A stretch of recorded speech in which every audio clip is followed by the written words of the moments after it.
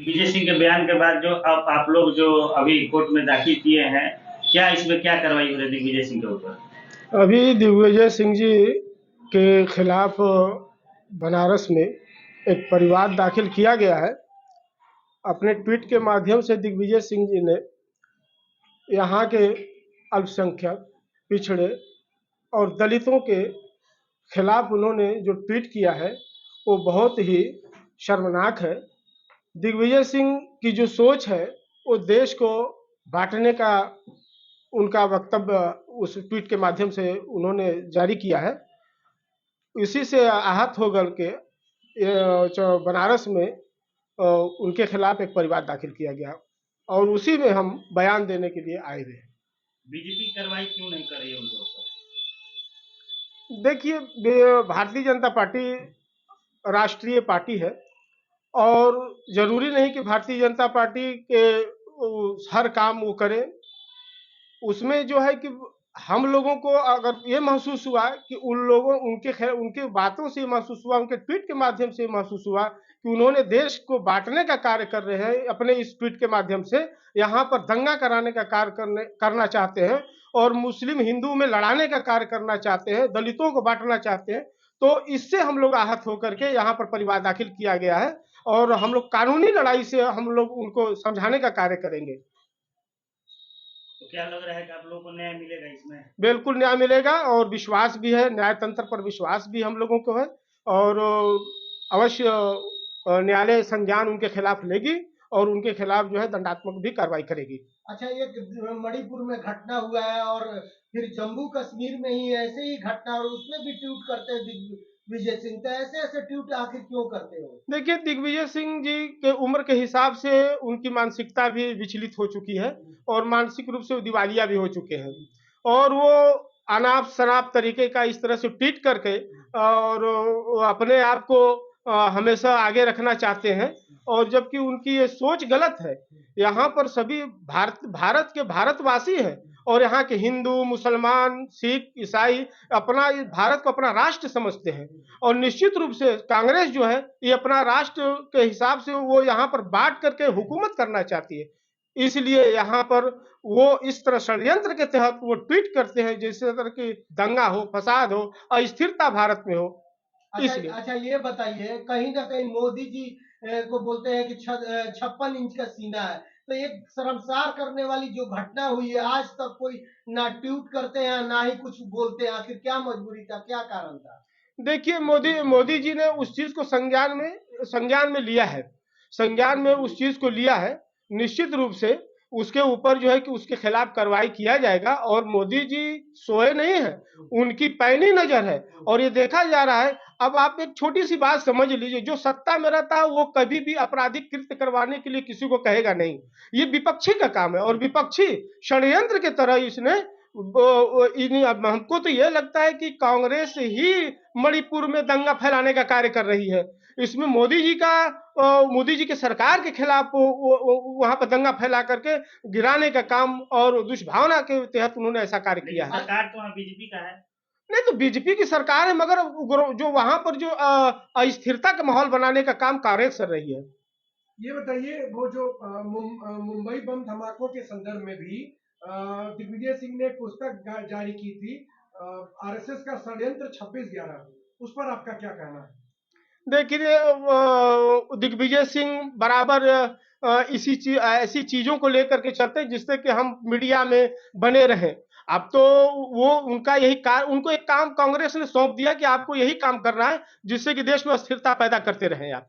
अच्छा, मणिपुर में अभी तक देखे हैं कि आप राहुल गांधी गए वहां आंसुओं पोंछने का काम कर रहे हैं, लेकिन भाजपा के आखिर कोई काहे नहीं जा रहा है? देखिए, भाजपा की तो वहां पर सरकार है ही और वहां पर मुख्यमंत्री भी है और जो वहां के जो विरोधी है और वहां के जो आपराधिक है जिन्होंने ऐसा कृत्य किया है उनको पकड़ लिया भी गया है और उनके खिलाफ कानूनी कार्रवाई भी चल रही है। और भाजपा हमेशा शांति माहौल और राष्ट्रवाद की विचारधारा को लेकर चलने वाली पार्टी है। अच्छा, वहाँ के मुख्यमंत्री का एक बयान आता है कि बोलते हैं कि यहाँ पे ऐसे ऐसे आम घटना हमेशा होते रहता है, तो एक मुख्यमंत्री का ये बयान कहाँ तक शोभा देता है? नहीं नहीं, देखिए, इसको तोड़ मड़ोड़ करके कहीं ना कहीं तरीके से प्रस्तुत किया गया। मुख्यमंत्री एक जिम्मेदार व्यक्ति होता, कभी भी वो इस तरह से कोई ऐसा बयान नहीं देगा। तो पूरा सोशल मीडिया में चल रहा है उनका बयान, है इसमें बहुत सारे न्यूज बन रहे हैं। अब कैसे चल रहा है, मगर मुख्यमंत्री एक जिम्मेदार आदमी होता है, इस तरह से कोई ऐसा ओछी किस्म का बयान नहीं देगा। जी। चलिए सर से दो शब्द हम बात कर लेते हैं, जो कि यहाँ पे चल रहा है, कई बयान चल रहा है, यहाँ FIR भी हुआ है सर।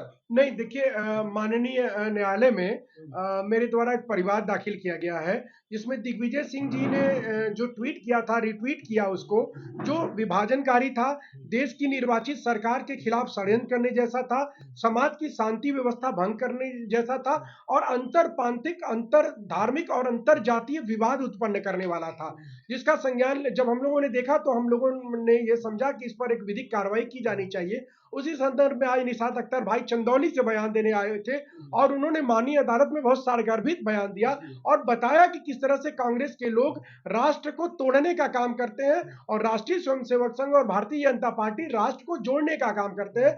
और जिस प्रकार परम पूज्य गोलवलकर जी, जो संघ के द्वितीय सरसंघ चालक थे, उनकी पुस्तक की को जो तोड़ मरोड़ कर, कूट रचना करके जिस प्रकार के तथ्य पेश किए गए, वह बिल्कुल निंदात्मक है, षड्यंत्रकारी है और समाज में अस्थिरता पैदा करने वाले हैं। इसलिए मेरा बयान हुआ, न्यायालय ने संज्ञान में लिया। पिछला बयान एक सोनिया जैन नाम की नेत्री है, एक समाज सेविका है, उनका बयान हुआ।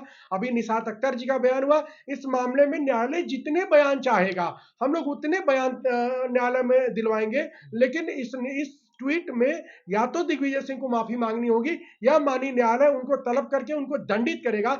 ये हम लोगों का प्रयास है। एक अभी देखेंगे जम्मू कश्मीर पे भी ट्वीट जी, देखिए, मैं आपको बता रहा हूं, अभी आपने जो मणिपुर वाली बात की, फिर जम्मू कश्मीर वाली बात की। देखिए, मणिपुर की जो घटना है, उस घटना की पहले तो हम सब निंदा करते हैं, परंतु मणिपुर की जो घटना है वह कोई नई घटना नहीं है, या कोई तुरंत घटी हुई घटना नहीं है। वहां पर जो मैतेई समुदाय है और जो वहां पर कुकी जन समुदाय है, मैतेई जन समुदाय और कुकी जन समुदाय के बीच में एक क्लैश चल रहा है। वहां पर षड्यंत्र के तहत कुकी जन समुदाय के लोगों को ईसाई धर्मांतरित कराया गया, और उसको भारत के बाहर के देशों से षड्यंत्रकारी तरीके से मदद दिलवाई गई। और वहां पर एक विशेष बड़ा तबका है कुकी जन समुदाय का, जो हथियारों की तस्करी में और मादक पदार्थों की खेती और तस्करी में शामिल है। वे काफी आर्थिक रूप से सबल हो गए हैं, और विदेशों से जो उनको आर्थिक मदद मिलती है उससे वो धर्मांतरित अधिकतर हो गए हैं। तो वहां पर एक कांग्रेस ने एक षड्यंत्र करके पहले जातीय और धार्मिक असंतुलन पैदा किया। उसके बाद वहां पिछले 2-3 महीने से लगातार ये जातीय हिंसा चल रही थी कुकी जन समुदाय के ऊपर। कुकी जन समुदाय के कुछ लोग, मैं सबकी बात नहीं करता, मैतेई जन समुदाय के लोगों के ऊपर आक्रमण कर रहे थे, उनके घरों को जला रहे थे। अच्छा, अब जैसे मान लीजिए कि आपने एक जो वीडियो चल रहा है उसकी चर्चा की, तो देखिए वहां पर नागा जो समूह है, वे सेना के खिलाफ और वहां की सरकार के खिलाफ नग्न होकर लगातार प्रदर्शन करते रहते हैं। आप YouTube पे सर्च करेंगे, सोशल मीडिया पे सर्च करेंगे, तो अभी के पहले के बहुत सारे वीडियोज और फोटोज आपको मिल जाएंगे, जिसमें वो सरकार के खिलाफ वहां की महिलाएं नग्न होकर प्रदर्शन करती रहती हैं। या वहां के लोगों ने एक प्रक्रिया अपना ली है जिससे सरकार को बैकफुट पर लाया जा सके। तो उसी प्रक्रिया के तहत 4 मई को इस तरह की कोई घटना की गई थी। अब उसको जो है कि अभी इस तरह से प्रदर्शित किया गया 2 महीने बाद, जब सरकार ने वहां पर सारी घटनाओं को नियंत्रित कर लिया।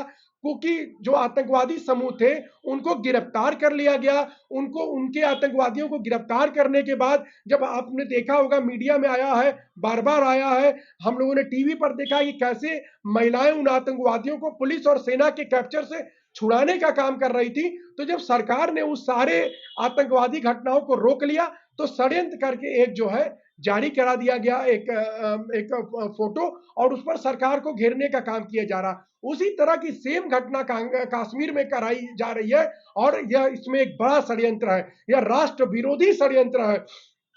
मैं बार बार मोदी जी से कहता हूं, आज फिर मैं आपके माध्यम से मोदी जी से कहता हूं, मोदी जी ये लोग आपको समय नहीं देंगे, आप इनको समय दिए जा रहे हैं। आपको याद है आपको कैसे गुजरात दंगों में इन लोगों ने फंसाया था, कैसे माननीय अमित शाह को फंसाया था, कैसे ये अपने राजनीतिक विरोधियों की राजनीतिक हत्याएं कराते हैं, कैसे ये अपने राजनीतिक विरोधियों को मुकदमों में फंसाकर जेल भिजवा करके राजनीतिक हत्याएं करते हैं।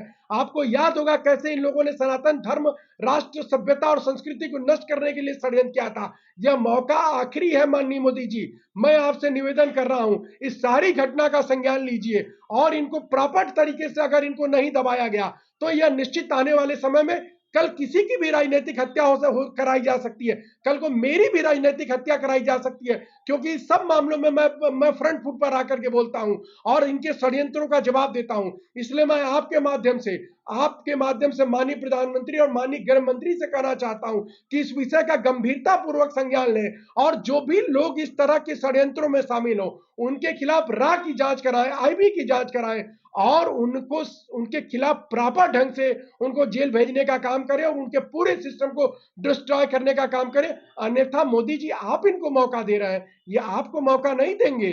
अच्छा सर ये बताइए कि मोदी जी इतना बड़ा घटना हुआ, इतना जंतर मंतर पे धरना हुआ, पटना में हुआ, वहां पे हुआ, लेकिन एक बार भी मोदी देखिए जी आते नहीं है और कुछ नहीं मैं करते बता हैं रहा कि हूँ, हमारे साथ गलत हो रहा है। बिल्कुल मैं चाहे बता रहा सरकार में जो हूँ, बैठे मैं हैं जवाब दे रहा हूँ, जी मैं इस बात का भी जवाब दे रहा हूँ। जी देखिए मैं भाजपा का प्रवक्ता नहीं हूँ और लेकिन मैं एक राष्ट्रवादी अधिवक्ता होने के नाते इस बात का मैं जवाब दे रहा हूँ। जी देखिए हर छोटी घटना पर, हर घटना पर माननीय प्रधानमंत्री से प्रश्न की अपेक्षा आज के पहले तो कभी नहीं की ये जाती छोटी थी। घटना मानते मेरी हैं सर। बात तो सुनिए, जी जिस तरह से माननीय प्रधानमंत्री जी के ऊपर और पूरी भाजपा के ऊपर और भाजपा के सांसद के ऊपर जो आरोप लगाए गए थे, वो आरोप क्या विवेचना में साबित हो गए?